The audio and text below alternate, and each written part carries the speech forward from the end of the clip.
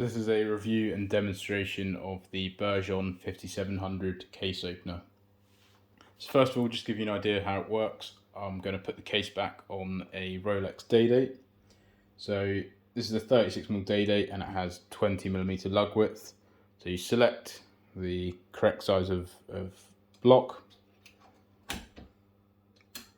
snap them into place,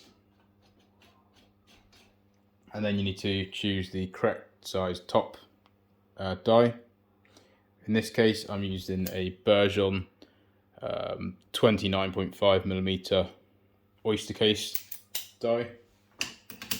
That fits in. There's a slot in the top there, and there's a corresponding shape.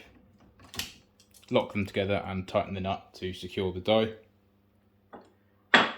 Then make sure there's no dust. Going to hand tighten the case back onto the case. And this is really important to do, just to make sure you haven't cross-threaded it. Once you're happy that the case back is closing correctly and that the gasket isn't bulging or being pinched anywhere, pop it in between the blocks and tighten it up. Zoom in there.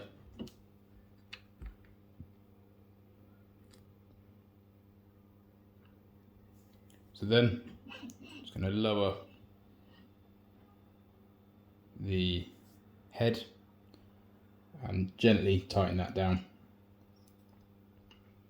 So I'm applying quite a lot of force down on the top of the press and just tighten that into place.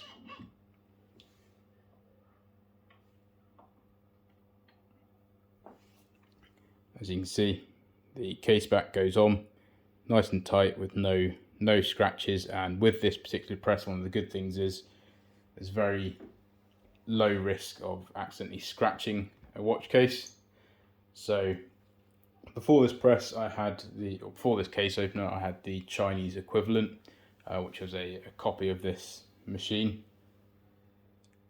It was okay. It served me well for quite a while, but I have noticed a vast upgrade on this press over the Chinese one. Chinese one's around about $200 if you buy it from China, and this press I think was around sort of £700-800, and then a little bit more with the accessories.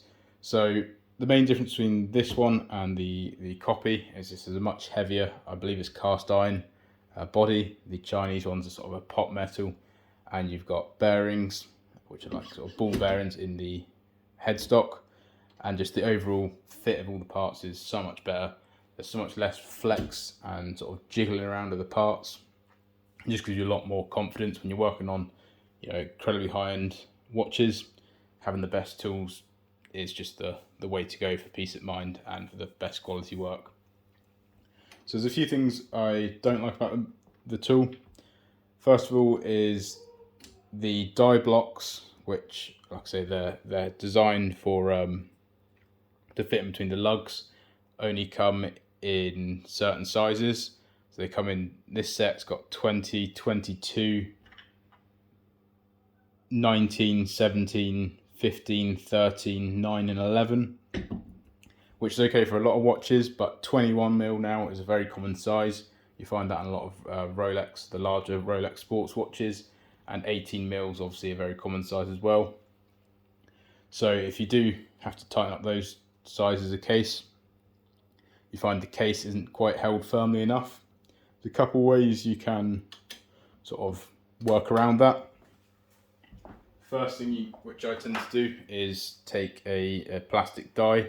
This Horatech one has a slot cut out for the Cyclops lens, and what I do is I place that in between the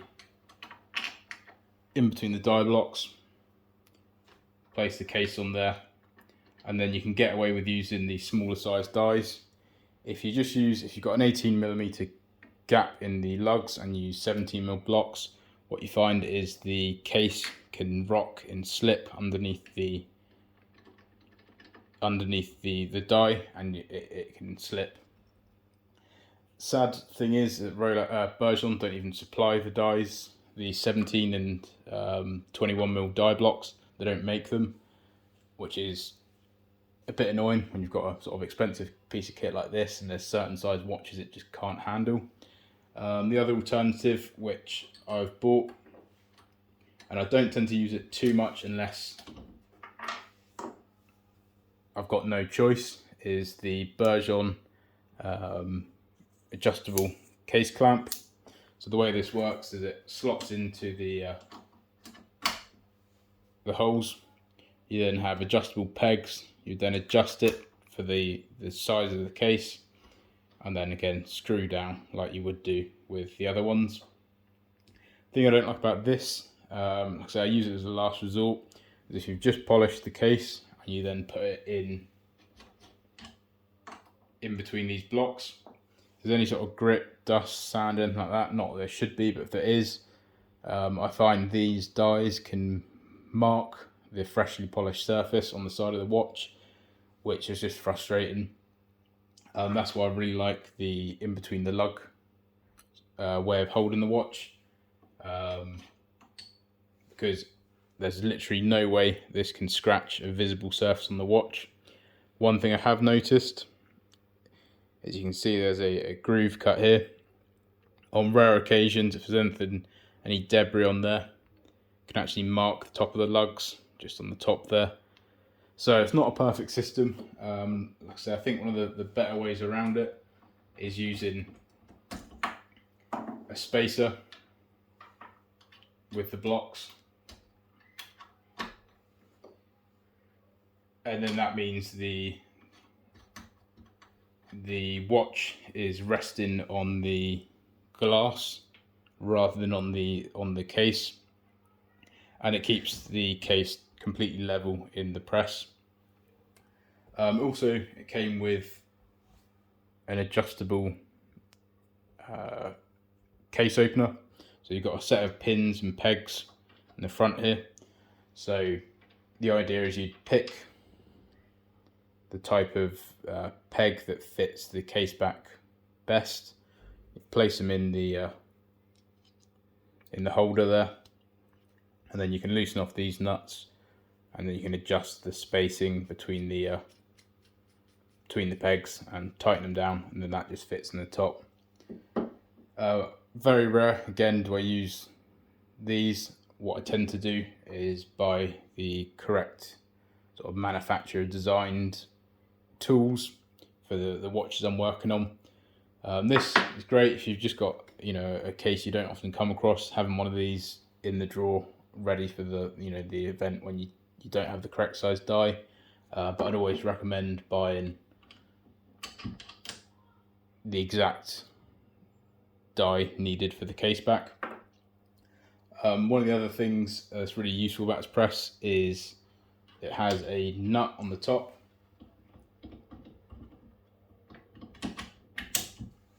This nut here, and what this allows you to do is lower the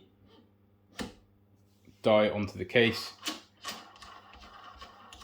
tighten the nut up, and then what that does is it locks the die against the case back, and it means there's no chance of slipping. It's really important on something like this.